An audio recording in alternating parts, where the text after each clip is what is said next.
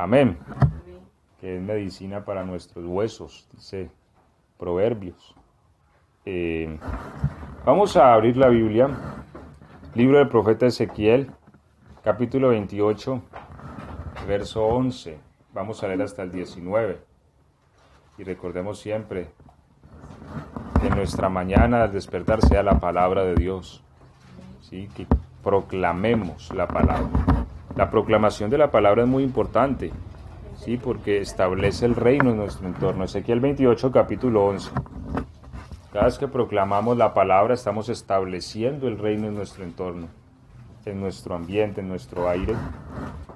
Y bueno, el Señor es el que nos da la vida. Romanos dice que el Señor vivificará nuestros cuerpos mortales por el Espíritu de Dios que está en nosotros. Entonces, Él es el que vivifica. Llenémonos siempre de esta palabra. Vivifica nuestros cuerpos mortales. Amén. Bueno, Ezequiel les dije, ¿cierto? 28:11, bueno.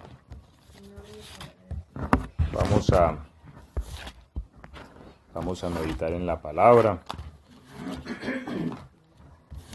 Y vamos a ver del 11 al 19, ¿sí? Bueno, dice el verso 11. Vino a mí palabra de Jehová diciendo: Hijo de hombre, levanta endecha sobre el rey de Tiro y dile: Así ha dicho Jehová el Señor, tú eras el sello de la perfección, lleno de sabiduría y acabado de hermosura. En Edén, en el huerto de Dios subiste, de toda piedra preciosa era tu vestidura, de cornalina, topacio, jaspe, crisólito, berilo y ónice, de zafiro, carbunclo, esmeralda y oro. Los primores de tus tamboriles y flautas estuvieron preparados para ti en el día de tu creación. Tú, querubín grande, protector, yo te puse en el santo monte de Dios. Allí estuviste en medio de las piedras de fuego, te paseabas. Perfecto eras en todos tus caminos desde el día que fuiste creado, hasta que se halló en ti maldad.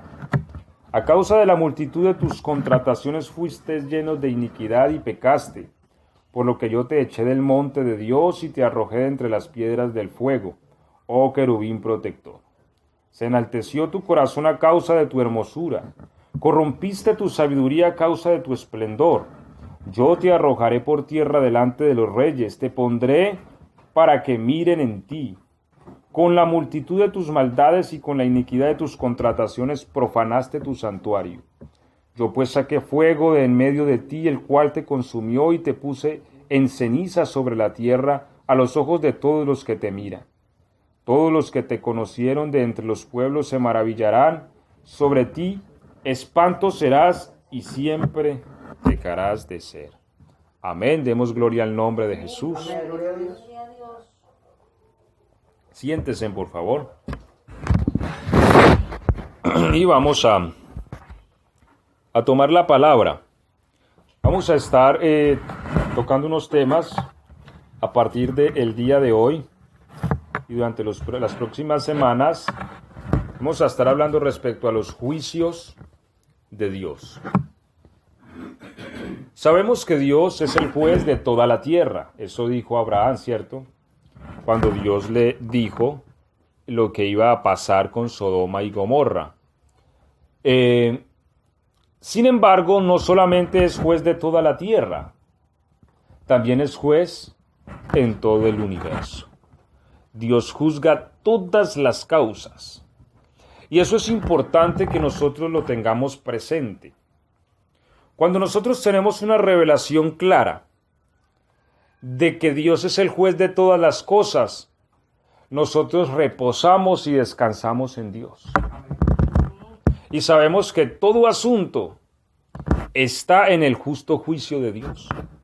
Eso es lo que dice la Biblia respecto a Cristo, que por eso Él no respondió palabra, ni Él maldijo a los que lo maldecían, sino que antes los bendijo. Pero ¿por qué dice la Biblia que Cristo hacía eso? Porque Él dice la palabra que Él entregó su causa a aquel que juzga todas las cosas con justicia. Y todas las cosas son todas las cosas. No, es que robaron 100 pesos. Alguien puede decir 100 pesos no es nada, pero todas las cosas las está viendo Dios. Por eso la palabra dice que Dios defiende a las viudas.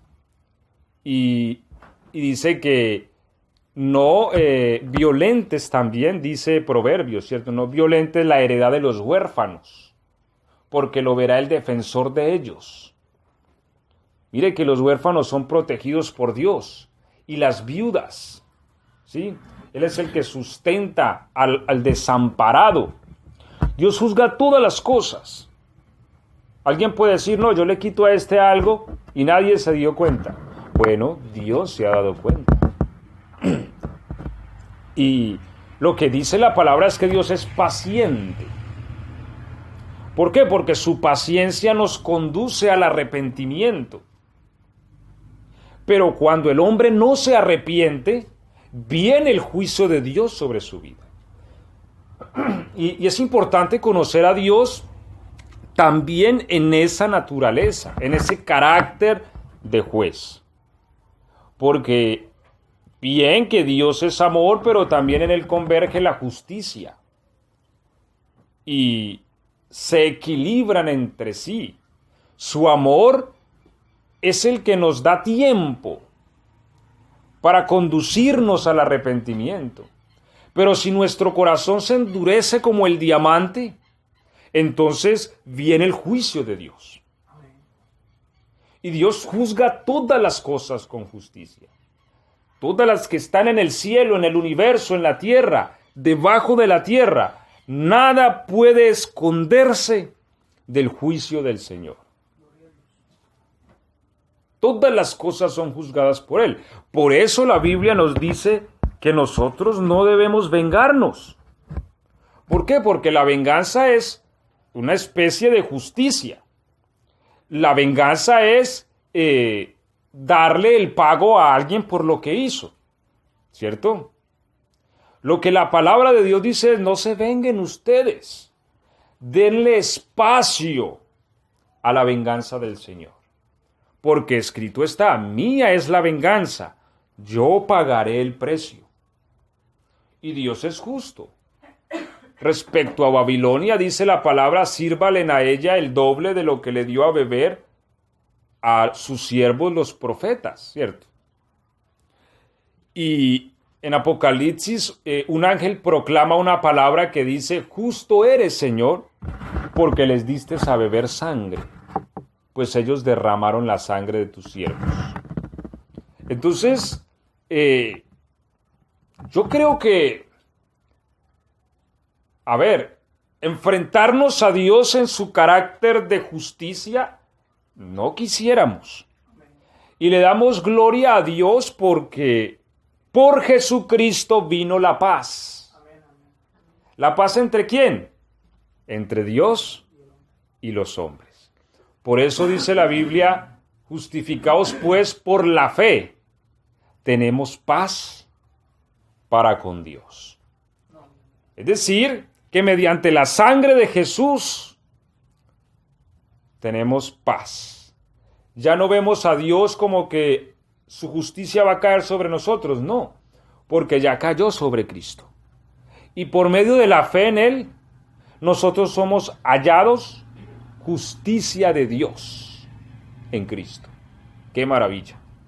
Por eso el Evangelio es un mensaje muy glorioso. El Evangelio es un mensaje esperanzador, un mensaje que nos llena de gozo, porque nos dice: mira, Dios juzga todas las cosas. Y yo reflexiono, si Dios juzga todas las cosas, como decía un británico en cierta ocasión, cada vez que reflexiono en la justicia de Dios, me doy cuenta que mi país está en serios problemas. Y si eso lo decía un británico, ¿cuánto más nosotros los colombianos? ¿Cierto? Y puede sonar un poco cómico, pero realmente es algo que yo pienso en ello, y cuando reflexiono en esto, siento temor de Dios. Y yo digo, y cuando reflexiono en esto de la justicia de Dios, realmente digo: nuestra nación está en serios problemas, porque nada puede escapar de la justicia del Señor. Y una nación que a veces se hunde en la justicia, en la injusticia, ¿sí? Una nación donde muchas veces el dinero es el que gobierna los tribunales, es algo que, sin lugar a dudas, está a los albores del castigo divino. Entonces, nada puede escapar de ese juicio. Nación se ha levantado a través de los siglos, nación ha caído. ¿Pero por qué caen? Por la injusticia. Porque hay uno que lo juzga todo. Y yo creo que son pocas las naciones que uno puede decir, hombre, hace 2000 años existían y todavía siguen existiendo hoy. Porque nación se levanta, nación cae, imperio se forma, imperio es derribado. ¿Por qué? ¿Por qué no permanecen? Porque hay uno que juzga todas las cosas. Porque normalmente los gobiernos tienden a degenerarse en sus injusticias y en sus maldades, y Dios juzga con justicia todas las cosas. Eso es lo que se trata, dejar a Dios juzgar. Nosotros muchas veces somos jueces y nos establecemos como jueces sobre la tierra, pero realmente el juez de todas las cosas es Dios. ¿Sí? Y nada puede escapar de su justicia. ¿Claro hasta ahí?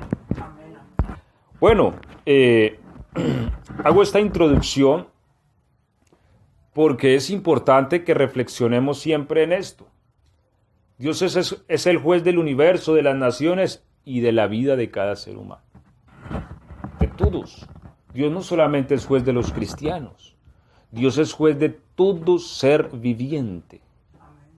Inclusive de los animales, ¿sí? De los árboles, de todo.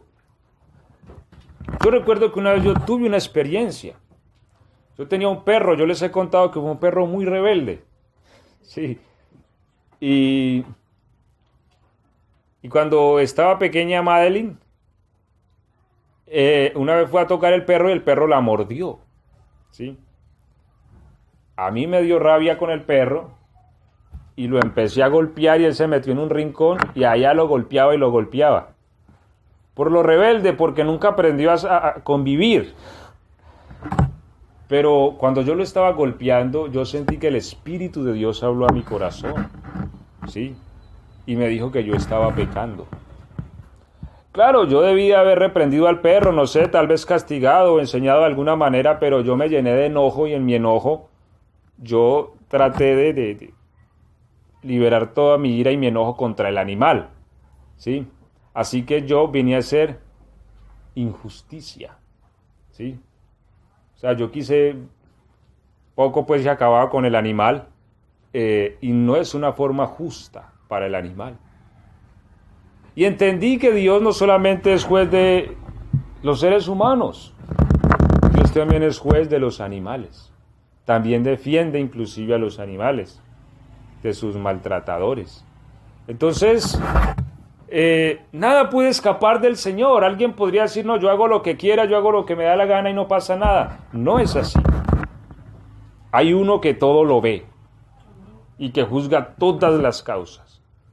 Por eso dice la Biblia también, no nos cansemos de hacer el bien, porque Dios no solamente ve lo malo, Dios también ve lo bueno. Y a cada uno, dice la Biblia, el Señor da conforme a sus obras.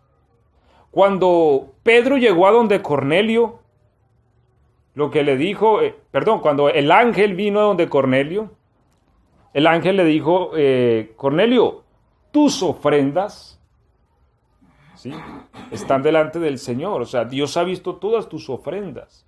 Dios ha visto tu vida, Dios ha visto todas las cosas. ¿Sí? Así que manda por Simón, que tiene por sobrenombre Pedro, y él te enseñará lo que te falta. Pero su vida como tal estaba descubierta delante del Señor. Y todo ser humano tiene su vida desnuda delante del Señor. Él es el que juzga todo, o sea, todo lo ve, lo bueno y lo malo, y todo a cada uno da conforme a sus obras. Hay gente que dice X personas tan de buenas o X personas tan de malas. No es que alguno sea de buena o otra cosa sea de malas. No, Dios es el que nos da a todos conforme a nuestras obras. Amén. Entonces, reflexionando en esto de los juicios del Señor, quisiera que empezáramos con, no sé, el primer juicio tal vez que podemos visualizar en la palabra. Porque hay muchos juicios. A veces cuando hablamos de los juicios de Dios, creemos que hablamos en términos escatológicos y en cosas que van a venir. No. Dios ha emitido juicio desde las eternidades pasadas, durante toda la historia, sigue emitiendo juicio y seguirá. Porque Él es el juez de todos. Así que vamos hoy a tocar esta narrativa que nos da la palabra del Señor acerca de Lucero, hijo de la mañana, ¿sí? Que es un juicio también que ocurre allí, y los juicios son tristes. Por eso es importante que el verso 11, como dice, del capítulo 28, o sea, los juicios son dolorosos. No es que los juicios sean una cosa maravillosa, no. Dios juzga por su justicia, pero son dolorosos. ¿Qué dice el verso 11? Vino a mí palabra de Jehová diciendo. Verso 12. Hijo de hombre, levanta endecha sobre el rey de Tiro y dile. Así ha dicho Jehová el Señor, tú eras el sello de la perfección, lleno de sabiduría y acabado de hermosura. Ok, pero mire cómo comienza el verso 12. ¿Sí? Dice endecha, ¿cierto? Hijo de hombre, levanta endechas. ¿Sí? ¿Qué son endechas? Son lamentos. Otras versiones dice entona un canto fúnebre. ¿Sí? La Biblia habla de los endechadores. ¿Quién eran los endechadores? Los endechadores eran los que lloraban en los velorios. ¿Sí? Había hasta gente que la contrataban para eso. A ganas de Helen poner ahí en Facebook un letrero. ¿Sí? Se ofrece endechadora para velorio porque llora por todo. Así que habían endechadores que lamentaban, ¿sí? en funerales.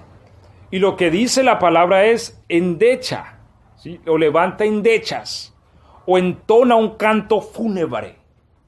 Quiere decir que hay un dolor allí, ¿cierto? El verso 12. Levanta endechas sobre el rey de Tiro y dile, así ha dicho Jehová el Señor, tú eras el sello de la perfección. Y Isaías 14 dice, ¿cómo caíste? Y el texto lleva implícito en sí un espíritu de lamento. ¿Cómo caíste del cielo, oh lucero, hijo de la mañana? O sea, los juicios concluyen siempre con algo doloroso. La próxima semana vamos a hablar sobre el juicio de Edén. Y tampoco fue algo de alegría y algo triste. El juicio de Edén concluye con la expulsión del hombre del huerto y con la apertura de la muerte a este mundo. Cuando sale Adán con su mujer Eva, tienen que salir a enfrentarse a la vida. ¿Sí? Pero en este caso, el juicio al lucero hijo de la mañana, la Biblia lo plantea como un canto fúnebre, como una endecha, como algo triste, como algo doloroso. ¿Cómo caíste del cielo? Y el verso 12 dice, tú eras el sello de la perfección. Oiga, si había algo que de alguna manera representaba la perfección en la creación, era esta criatura. Lucero, hijo de la mañana. ¿Sí? Entonces, aquí vemos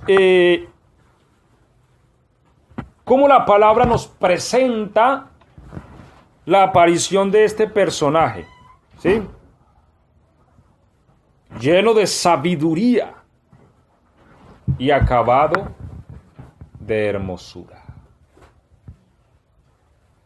Yo creo que hay muchas cosas hermosas que nosotros no hemos visto. Yo les hablé en cierta ocasión una serie acerca de los sueños. Para mí los sueños están llenos de muchas veces de mucho contenido espiritual. Esta madrugada estaba soñando y tenía un sueño tan extraño que yo a veces digo, ¿por qué uno ve cosas que nunca ha visto antes en este mundo, cierto? Un poco porque circule el aire. Veía yo unas aves hermosas en el sueño esta madrugada, de un color rosa. Se posaban sobre unos árboles que tenían unas hojas anchas, grandes. Pero esas aves, cuando empezaban a revolotear sus alas, las hojas del árbol tomaban el color de las aves, un rosa hermoso. Todo el árbol se ponía rosa hermoso. Y cuando el ave salía volando del árbol, el árbol quedaba pálido nuevamente. O sea, como que transfería su hermosura al árbol. Yo veía eso a orillas de un río impresionante.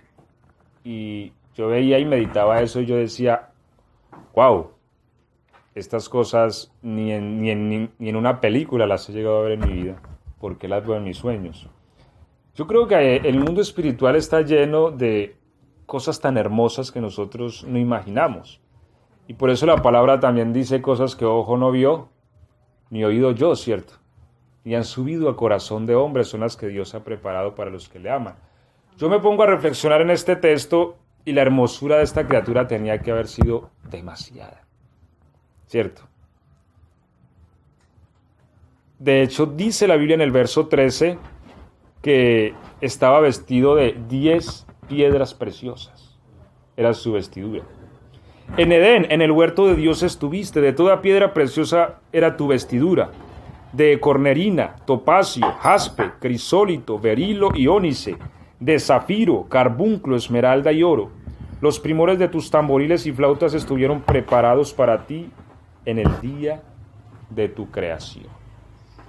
Así que el día que fue creado el lucero hijo de la mañana, ¿sí?, que lastimosamente hoy es conocido como Satanás, el diablo, hubo una fiesta maravillosa. Mire, músicos, tambores, flautas. Dice el verso 13, el día de tu creación. 10 piedras preciosas componían su vestidura. Debió haber sido algo muy hermoso, ¿cierto? Algo maravilloso. El día que esta criatura apareció en el escenario del universo. Dios lo creó, lo trajo a la existencia. Vemos una criatura grande. De hecho, el verso 14 continúa diciendo, tú querubín grande. El hecho de que la Biblia mencione a un querubín, ya estamos hablando de grandeza. Porque un querubín no es una criatura ordinaria. Los querubines son criaturas ya grandes, elevadas, de un rango de autoridad y poder mayor que el de muchos ángeles, aún el de los arcángeles. La Biblia habla del arcángel Miguel, que quiere decir arc, que es el primero, ¿cierto? Primero en un orden. Arcángel. Entonces el primero entre ángeles. Porque en el reino de los cielos está ese orden. Hay quienes son más poderosos y más fuertes. Y su propósito es liderar sobre los que no son tan fuertes, ¿sí? Es el orden en el que el Señor ha creado todas las cosas. O sea, cuando nosotros no entendemos este concepto, vamos a tener problemas siempre en la vida. Pero el liderazgo hace parte de la naturaleza de Dios, ¿sí? Nuestro líder es Cristo. Si usted ve los animales, ellos se conforman también en muchos, no todos, pero muchos en manadas, tienen un macho alfa, tienen un líder, en fin, se parte de una naturaleza de las cosas. Tu querubín grande, o sea, ya no solamente es querubín, sino que es grande. ¿Cuál es el propósito de su grandeza? Proteger. Tu querubín grande y protector.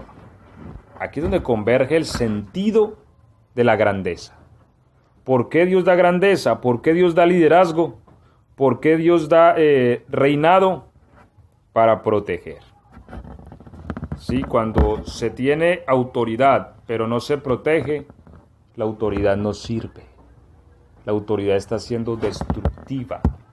Y el propósito de la autoridad es proteger. Proteger. ¿Por qué Dios ha puesto autoridad en la casa, que es la esfera de gobierno más estrecha o más pequeña?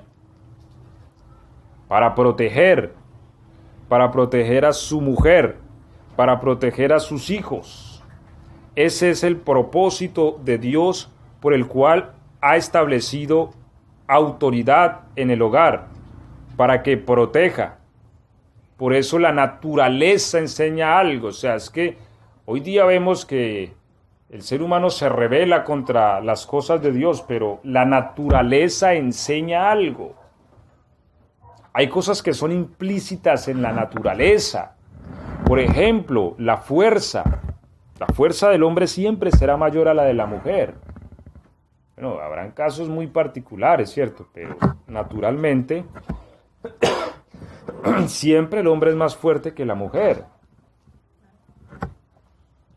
La voz es una señal de autoridad.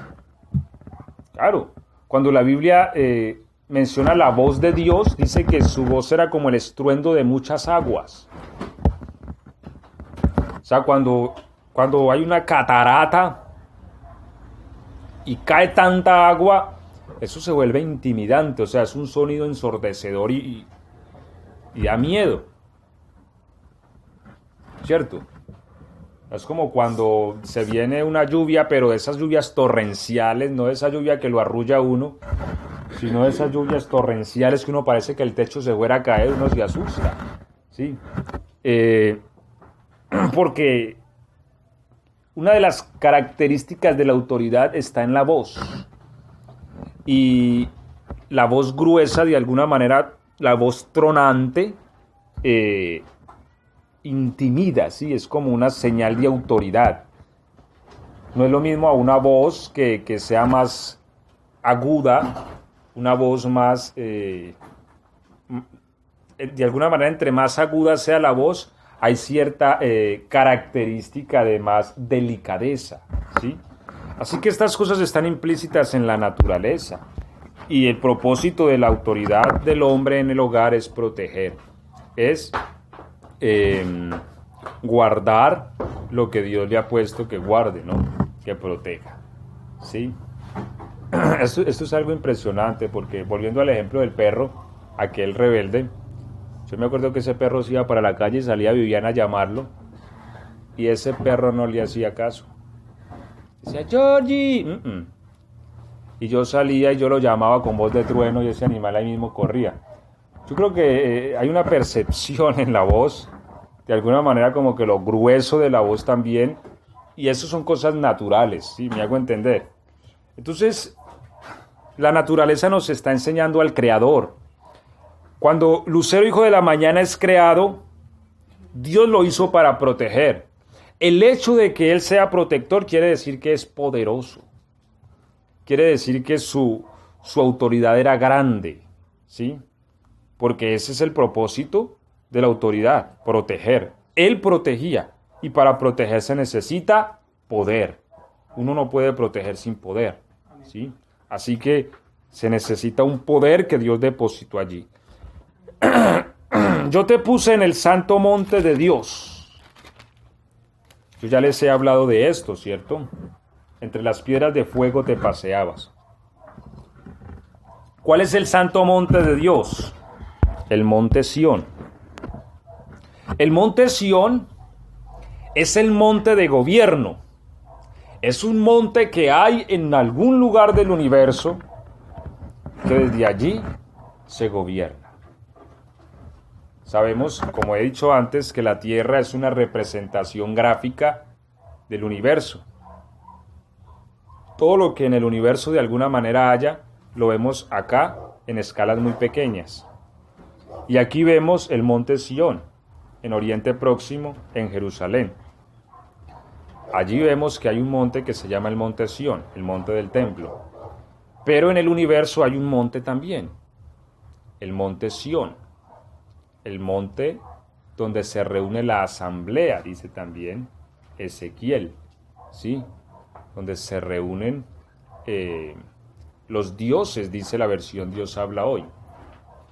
Es como un congreso que hay allí en el monte Sión, es la matriz gubernamental del universo. Allí es donde el Señor tiene su trono, ¿sí? Donde el Señor gobierna. Por eso dice el Salmo 20, te envíe ayuda desde el santuario y desde Sión te sostenga. Pues desde allí gobierna el Señor. Allí puso esta criatura hermosa y gloriosa la puso allí, en el monte Sión.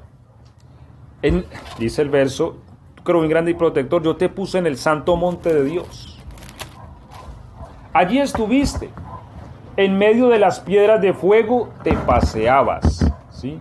O en medio de las estrellas te paseabas. Quiere decir que esta criatura tenía una movilidad universal.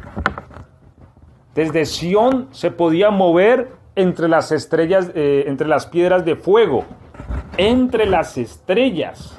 Perfecto era en todos tus caminos, desde el día que fuiste creado hasta. Y aquí es donde empieza lo malo, que se halló en ti maldad. Hubo un día que se halló en él maldad. ¿Pero por qué? ¿Cierto? Es la pregunta. Verso 16. A causa de la multitud de tus contrataciones, oigan esto, la multitud de tus contrataciones. También habla de la injusticia de tu comercio, tus sucios negocios, dicen otras versiones. Sucios negocios, injusticia de tu comercio, la multitud de tus contrataciones. Es decir, él tenía un sistema comercial en el universo. El lucero hijo de la mañana tenía una relación comercial con todas las esferas de gobierno, tal vez los sistemas estelares, porque dice la Biblia, entre las estrellas te paseabas, entre las piedras de fuego. Y lo que nos dice el texto es que de alguna manera sus negocios se volvieron turbios, sucios. ¿Y con qué los ensució? Realmente con la injusticia. La injusticia de tu comercio. Entonces, allí es donde empieza la caída de esta criatura. Pero lo que dice el texto antes es la multitud de tus contrataciones. De alguna manera, la abundancia, ¿sí?, de su comercio, de su preferencia, por así decirlo, ¿sí? Porque eso es una contratación. La contratación es que a mí me eligen para algo, ¿sí?, para proveer algo. Bien, él tenía multitud de tus contrataciones, así que él era solicitado por todo el universo con sus negocios. Ahora, ¿qué dice Ezequiel 16:49? Vamos a leerlo, por favor.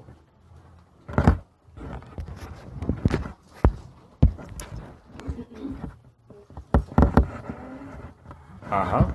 He aquí que esta fue la maldad de Sodoma, tu hermana, soberbia, saciedad de pan y abundancia de ociosidad, vieron ella y sus hijas, y no fortaleció la mano del afligido y del menesteroso. Ok, aquí habla de la maldad de Sodoma, ¿sí? Soberbia, abundancia de pan, dice. Saciedad de pan y abundancia de ocio. Es decir, la puerta que llevó a Sodoma a la desgracia que vivió fue tener mucho y no hacer nada. Es decir, tenían exceso, pero tenían nada que hacer. Es decir, comían hasta saciarse y el tiempo que tenían para para trabajar no hacían nada. Entonces, sus mentes se empezaron a desviar. Pero ¿cuál es el punto a resaltar?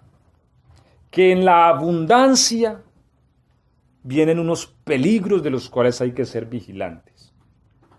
Esto fue lo que le pasó al lucero, hijo de la mañana, la multitud de tus contrataciones.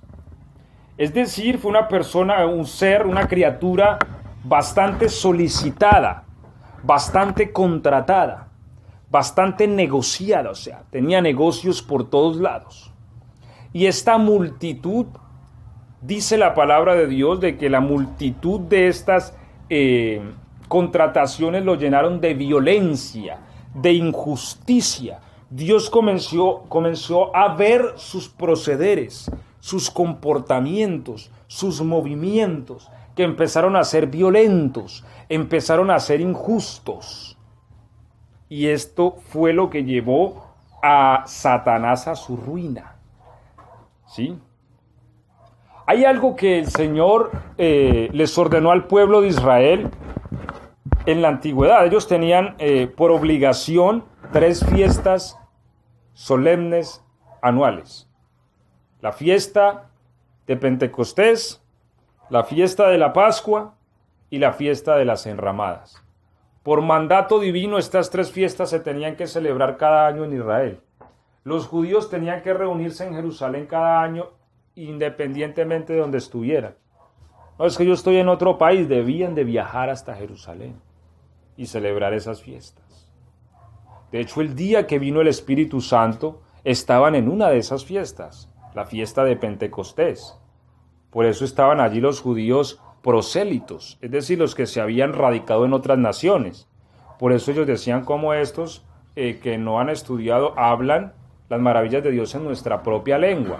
Medos, pardos, elamitas, ¿sí? ¿Por qué? Porque ellos decían nuestra propia lengua, ¿por qué siendo judíos? Porque ellos habían sido radicados en esos países, habían nacido allá, ya en esos países, así que tenían como lengua nativa esos idiomas. Pero por ley divina ellos tenían que venir cada año a presentar 3 veces su fiesta. Pero una de esas fiestas era las fiestas de las enramadas. ¿En qué consistía la fiesta de las enramadas? En que los judíos tenían que construir unas chocitas, unas cabañas fuera de su casa y dormir una semana en esa choza afuera. Así que Dios te había podido prosperar de una manera impresionante, tener un penthouse, un apartamento de tantos millones de dólares en Nueva York, pero tenías que ir a Jerusalén, armarte con palos y hojas de palma o algo, una chocita y dormir allí una semana. Y comer allí, vivir allí. ¿Cuál era el propósito de esto?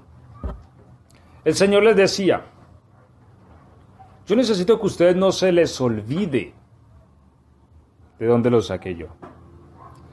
Yo necesito que ustedes entiendan que ustedes fueron extranjeros sobre la tierra.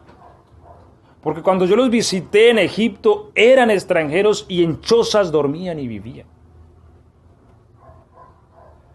Porque en la prosperidad el ser humano sufre peligros.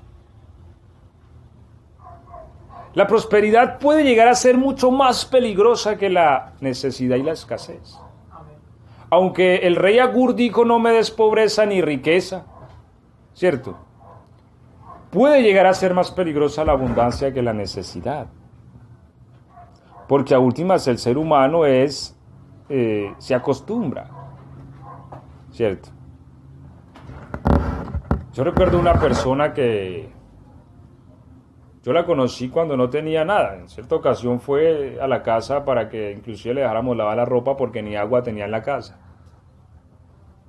Y después el Señor le permitió conocer a alguien, casarse y Dios la prosperó. Y aunque yo no la volví a ver nunca más, me contaban que en su prosperidad se volvió bastante indiferente con la necesidad de los demás, ¿sí? A veces podemos caer en esa trampa. ¿Y qué fue lo que le pasó a Lucero? O sea, su prosperidad y la multitud de su contratación lo llenó de violencia y lo llenó de injusticia. Y en esa injusticia vino el juicio. Cada juicio que Dios emite hacia alguien o hacia una nación o hacia la raza humana o hacia lo que sea, hay algo que debemos extraer y aprender. Y nos ha de ser muy útil. Y ese es el propósito de estas enseñanzas. Hoy estamos hablando de Lucero, hijo de la mañana. Dentro de 8 días hablaremos del juicio de Adán y Eva. Pero que podamos extraer esas experiencias para que podamos prever, ¿sí? Prever, porque lastimosamente los seres humanos cometemos los mismos errores siempre. En el diluvio Noé predicó para que el ser humano no tuviera que afrontar el juicio del diluvio. Sin embargo, no creyeron. Hoy predicamos para que el ser humano no tenga que afrontar el juicio que se avecina, que la Biblia llama la gran tribulación, la hora de la prueba que ha de venir sobre el mundo entero. El ser humano no cree. Entonces, somos un grupo de personas cometiendo los mismos errores siempre. Qué bueno que es atender a la palabra para que saltemos esos errores, ¿cierto? Y no tengamos que vivir estos juicios.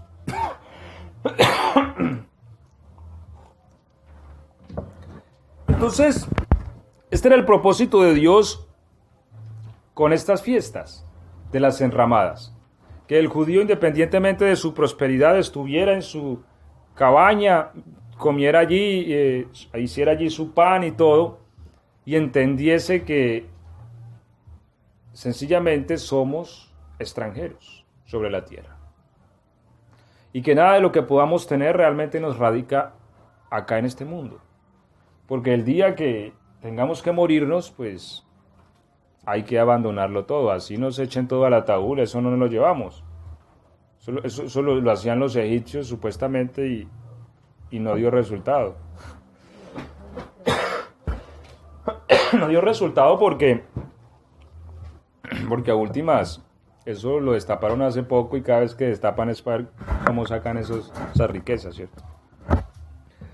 Así que no nos podemos llevar nada. Y estas fiestas se celebraban cada año con este propósito. Entender que somos dependientes del Señor.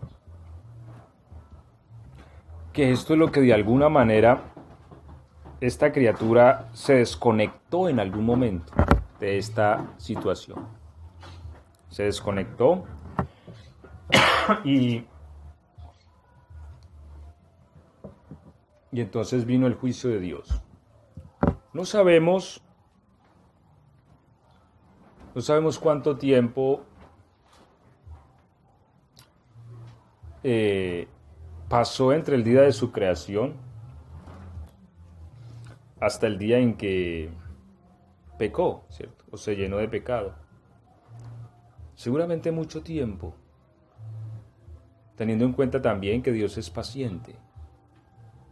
Dios es paciente y seguramente también tuvo paciencia para con él. Pero llegó a un punto de que su maldad fue tanta. Y también quisiera resaltar algo acá en esto, ¿sí? Porque hay un pecado que es grande también delante del Señor, que se llama simonía. No sé si ustedes lo han escuchado, simonía. La palabra simonía viene de un brujo llamado Simón en Samaria, que dice la Biblia que después de que los apóstoles vinieron, oraron por los recién convertidos para que recibieran el Espíritu Santo. Y después que los apóstoles les imponían las manos, ellos recibían el Espíritu Santo. Cuando vio esto Simón, les ofreció dinero para que le dieran ese poder, para que al ellos imponer las manos, recibieran el Espíritu Santo. Pedro le dijo: tu dinero perezca contigo, porque has pensado que el don de Dios se compra con dinero. ¿Sí? De allí donde viene la palabra simonía. Y quiero tocar este punto también, porque hoy día se ve mucho eso. Y creo que también esta fue una de las maldades del lucero hijo de la mañana que terminaron en su desgracia y en su desdicha. ¿Qué es entonces la simonía en este tiempo? Lo mismo, comercializar el don divino. Hoy más que nunca se ve eso. Yo escuchaba de un tal profeta que cobraba como $1.000.000, ni sé cuánto cobraba por imponer las manos a los pastores, porque a los pastores que él le impusiera las manos, su iglesia se llenaba recibía una unción que las iglesias se llenaban, ¿sí? Hay personas que comercializan cosas espirituales. Por ejemplo, vemos músicos a veces en las iglesias que tienen cierta tarifa. Yo creo que, cuando uno decide servirle al Señor, uno tiene que tener claro algo. Que aquí las cosas no funcionan como funcionan en el mundo, ¿sí? Porque el mundo tiene sus tarifas y todo, pero en la iglesia no. La Biblia dice: de gracia recibiste, dad de gracia. ¿Sí? Y lo que la palabra dice, el obrero es digno de su salario. Si una persona decide en su corazón servirle a Cristo, hombre, yo estoy seguro de lo que estoy diciendo acá. Dios no lo va a dejar tirado en ningún lado. Dios no lo va a dejar por ahí, que es que me invitaron a cantar por acá y no tengo ni el pasaje para volverme. Dios no lo va a dejar tirado. ¿Sí? El problema es cuando nosotros comercializamos. Hermanos, es que queremos que usted venga a cantar aquí. Sí, hermano, cada canción vale 50,000 pesos. Cosas como esas se ven hoy día en la iglesia. Una serenatica, hermano, para mi hija, que quiero que cante unas canciones. Sí, hermano, cada canción le vale tanto. Hombre, si nosotros cantamos es para la gloria del Señor, porque vamos a vender nuestras canciones, ¿cierto? No, es que, hermano, lo invitamos a predicar aquí. Sí, hermano, mi ida ya vale tanto y la cama en la que duermo tiene que ser de 2x2. Cosas como esas se ven hoy día, ¿sí? Se ven en el cristianismo hoy día. Yo llamo a alguien para que venga a predicar y me sale con una cosa de esas, no lo vuelvo a llamar, no por el precio de lo que pueda valer la cama ni por lo que me esté cobrando, sino por el espíritu que trae. Porque es un espíritu que es contrario a Cristo. Entonces, yo sé que el obrero es digno de su salario. Y yo sé que los que servimos a Cristo, y lo digo por experiencia y porque estoy en esta labor de servirle a Cristo, Cristo no nos va a dejar tirados, nunca. Todo lo que necesitemos Él lo va a proveer. Pero yo no puedo tomar las cosas santas del Señor y decir, ve, es que si tengo el don de sanidad, entonces estoy cobrando a 50,000 pesos por enfermo que sane. No se trata de eso, y guárdenos el Señor de una cosa de esa, ¿cierto? Pero cosas como esas se ven hoy día, y aunque de pronto no de una manera tan directa, sí vemos las preferencias de muchos líderes en cuanto al dinero. Si allí hay plata, voy, si no, no voy. Hay que ir a predicarle a tal familia. Pues si ellos dan dinero, si diezman y si dan ofrenda, vamos para allá. Si no dan nada, entonces no, por allá no vamos.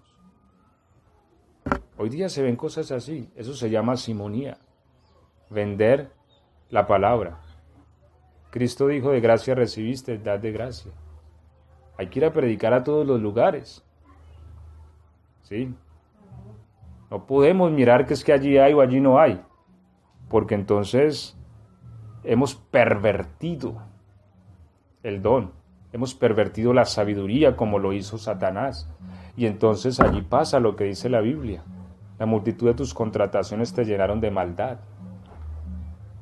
Y eso es lo que pasa hoy día con muchos ministerios. Es que lo llaman de aquí, lo llaman de allí, lo llaman de allí. Entonces, ¿a dónde hay más oferta? Y estos ministerios terminan en ruina. ¿Por qué? Porque la Biblia nos está mostrando. No podemos cometer los mismos errores siempre. Así que todo lo que hagamos, debemos de hacerlo con un corazón dispuesto para el Señor, sirviendo sin interés de recibir nada a cambio aparte de la recompensa misma que el Señor nos tiene preparadas en su regreso. Ese es nuestro estímulo, que servimos a Cristo y del Señor recibiremos recompensa. Y lo demás es añadidura. ¿Sí? Hombre, el Señor va a proveer todo lo que necesitamos conforme a sus riquezas en gloria en Cristo Jesús. Amén. Entonces dice el verso 18. Con la multitud de tus maldades y con la iniquidad de tus contrataciones profanaste tu santuario. Y aquí viene entonces el juicio del Señor. ¿Sí? Dice, yo pues saqué fuego de en medio de ti, el cual te consumió, y te puse en ceniza sobre la tierra a los ojos de todos los que te miran. Verso 19, todos los que te conocieron de entre los pueblos se maravillarán sobre ti, espanto serás y para siempre dejarás de ser. Qué triste, ¿cierto? Acá es donde viene la parte triste, porque estamos hablando de un ser grande, un ser maravilloso, un ser hermoso, un ser que Dios lo creó para que protegiera, vestido de piedras preciosas, de resplandor. Hubo fiesta el día de su creación, hubo tambores, hubieron flautas, todo esto el día en que fue creado, y resulta que viene a ser nada. ¿Por qué? Porque en su contratación apareció la injusticia, la violencia, y pervirtió la sabiduría. Dice que profanó su santuario. ¿Sí? Todo esto fue lo que vino a hacer. ¿Por qué? Por la multitud. No manejó ese asunto, sino que se llenó de maldad en la multitud de sus contrataciones. Fuego salió de él. Por eso realmente hoy día Satanás y sus demonios no son realmente hermosos, sino que se disfrazan, que es distinto. Ellos no están en la luz. La Biblia dice que se disfraza de ángel de luz. Y disfrazarse quiere decir que yo me estoy poniendo algo que naturalmente no es mío.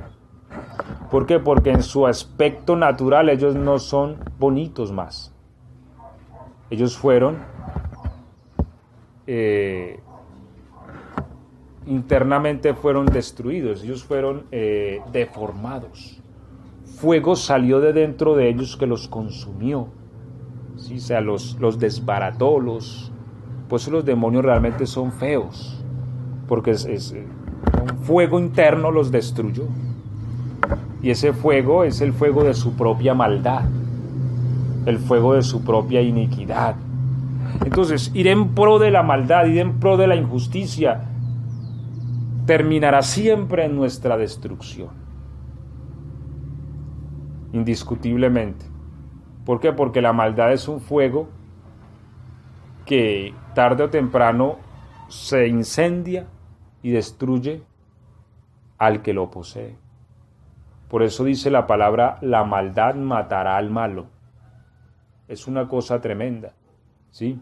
Y una criatura tan hermosa, tan poderosa, llegó a abrirle puerta a esta maldad y se llenó de iniquidad, la cual lo consumió y lo desfiguró, lo destruyó, y para siempre dejarás de ser, le dijo el Señor. Un juicio tremendo a una criatura muy grande, muy poderosa. ¿Por qué? Porque en la multitud de sus contrataciones pervirtió el derecho, se llenó de injusticia, se llenó de violencia. Entonces, en la vida hay diversos tiempos, ¿no? Y hay tiempos de mucha abundancia en la vida y es conservar siempre la justicia en todos los aspectos. Tanto en la escasez, porque habrá quien puede perder la justicia en la escasez. No, pues, si no tengo, entonces voy a robar y tengo derecho a robar porque no tengo. No. Tanto en la abundancia, conservar la justicia. ¿Por qué? Porque hay uno que todo lo ve. Sí, que todo lo juzga con justicia. Entonces, es como lo malo de una cosa u de otra, ¿cierto? Porque a últimas ninguna cosa es mala, ni tener es malo, ni no tener es malo. Todo es necesario en la vida. Pablo dijo, sé vivir en abundancia y sé vivir en escasez. Es decir, llegaba días tal vez en que Pablo ni tenía con qué comer. Tal vez, porque él en una de sus cartas dice que entre las cosas que había sufrido, dice, he sufrido hambres, ayunos, hambres, y una cosa es ayuno, otra cosa es el hambre, porque el ayuno es uno no comer voluntariamente por dedicarse a la oración y al reino, ¿cierto? Pero el hambre es uno no comer porque no tiene con qué comer, y él dice, he pasado hambres. Así que supo vivir allí.